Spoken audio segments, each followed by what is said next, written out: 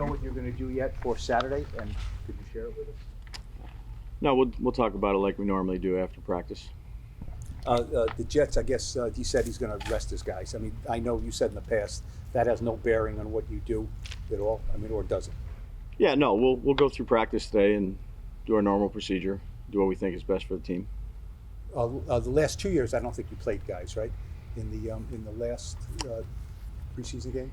Yeah, again, every year is different, so go out there, we'll practice today, and make our decision in a couple days. You feel that Daniel still needs game action, coming off a knee injury, and yeah, no, I think Daniel's done a nice job. That he did a nice job in Houston, bouncing back from his start that he had, which is never easy.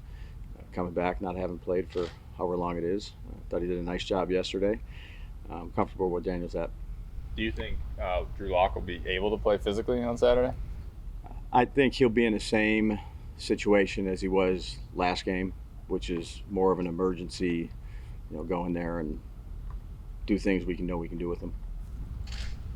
Dave, during like the team periods and 7 and 7, were you guys going like first team, then Tommy with the second team, then first team, then technically the threes? So Tommy was taking both 2s and 3s. Yeah. So how they do their 7-on-7, which we adjusted based on ours, is it's basically like a one-on-one. It's there wasn't a lot of scheming or anything like that. It's basically play man-to-man. It's a way to get one-on-ones, but do it in a team or 7-on-7 setting. So it was like a one-on-one rep, and then play 2, and then play 3, then play 1.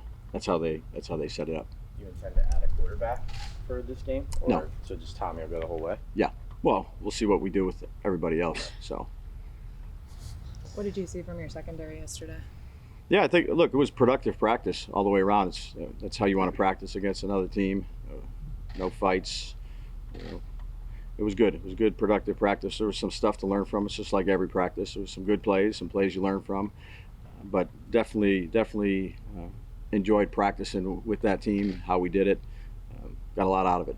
Through the 2 joint practices, or throughout this point, I guess, what have you seen from Tay Banks and the jump he's made from rookie year to this, and what are you still looking from him? He's still young, still improving. He works hard with Jerome every day.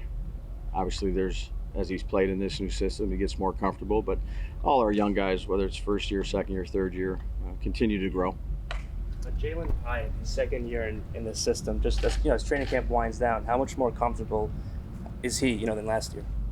Yeah, experience helps. So getting lined up, going to the right spot, playing fast. He's made a good jump. Now we'll take that into the season. But again, I'm pleased with all 4 of those guys. Slay, he's been very, very consistent since he's been here. Have a lot of confidence in him. The quarterback does as well. And then, Neighbors is a rookie who's had a good camp, and Wandell, who's now healthy and feels good. So keep working with those 4 guys and see what happens. How much, when you look at your receiver core, like with those 4 guys, is a blend important? You can't have 4 of the same guys. Big, small, slot, outside. When you take that into consideration, you like the blend of that group now? I like that they're fast and quick, so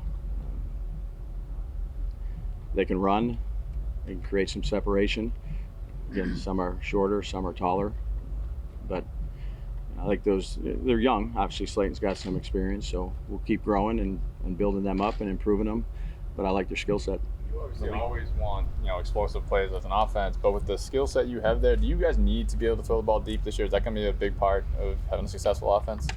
Yeah, well, anytime you want to try to attack all areas of the field. I think there's 323 plays of 40 yards or more last year in all the games, so that accounts for less than 1% of the entire season, 0.9% exactly. So you have to do a good job of threatening the vertical part of the field, no question about it. But you also have to be able to sustain drives. Anytime you can hit a big one, usually you're going to have an opportunity to get some points on the board. And we've actively been doing that, throughout OTAs and camp of pushing the ball down the field. But again, you have to make the right decision when you're playing quarterback. So if they're all playing deep and there's a throw to Wandell where you can gain 15, 18 yards on a run after catch, so be it. But definitely threatening the deep part of the field, intermediate, short, horizontal, that's what you want to do offensively, is to try to create as many mismatches as you can, whether it's zone and you're flooding zones, whether it's man-to-man and you're using different type of plays, but trying to attack all areas of the field versus the defense to try to make it as tough on them as you can. With Malik, he said, his own assessment was too many drops yesterday. If there has been a flaw for him this summer, it has seemingly been that he's dropped some passes. What do you I have a lot see of on that? I have a lot of confidence in Leak. I appreciate how hard he is on himself for a young player, but it's not going to dissuade me or the quarterback from throwing to him. The offensive line has played well, and you seem to have some depth. Would you consider rotating guys in and out during a season? I think we'd consider whatever we think is best, but I do think that the veterans that we've added have really done a nice job. The goal of an offensive line is to try to get 5 guys playing as one, and their experience has helped them. I think how they've gelled together. I'll include Stinney in that as well. They've done a nice job throughout the entire camp of doing what we need them to do. Are you calling plays again in this game? I am. Do you think Evan Neal's gonna be ready physically to play on Saturday night? We'll see. We'll see after today's practice, but potentially. How important would that be if he is able? Because obviously it's been a long layoff for him as well. Yeah, it'd be good. So again, we'll see how he does at practice today. We ramped him up a little bit more yesterday. Talked to the trainers, and we'll do what's best, what we think is for the player and for us. How do you think he did yesterday? He did a good job. Coming back, I'm not saying DJ, but he's had a long layoff too. So being able to play and compete against another team, it was important to get him those reps, and hopefully we'll see him in the game. What stood out to you? Robert Saleh was talking about you as a play caller from his history against you, and he used the word methodical.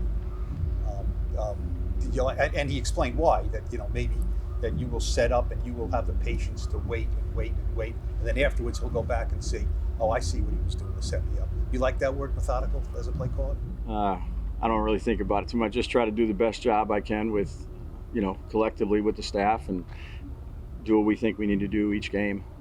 I got a tremendous amount of respect for him as well. He's done a nice job, since he's been in the league. Obviously, we've competed. When I was at Buffalo, he was at San Francisco, and then here, and I've got a lot of appreciation for him as a guy. He's a good person. He's a good football coach. Will you call plays in regular season? Yeah, well, we're moving in that direction. So take it next week and ultimately make the decision here before 16 days. By moving in that direction, are you just alluding to it's looking likely? Probably. Okay. Yeah. What stood out to you from yesterday when you went back and watched the film? Yeah, it was good competitive practice. Got a lot of work done. Got situations. Worked in the red zone. Worked at some move the field. 2-minute. It was a good situation. It was good. It was a good day to go out there and practice against another team, and got a lot out of it. Do you look at it?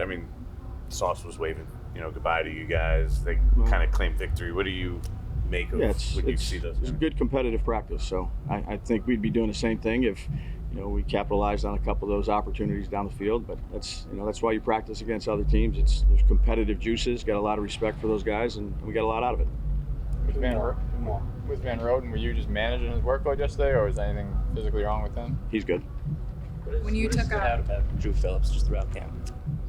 Well, it's good to get him back here. So availability is important. Still progressing. Young players, tough.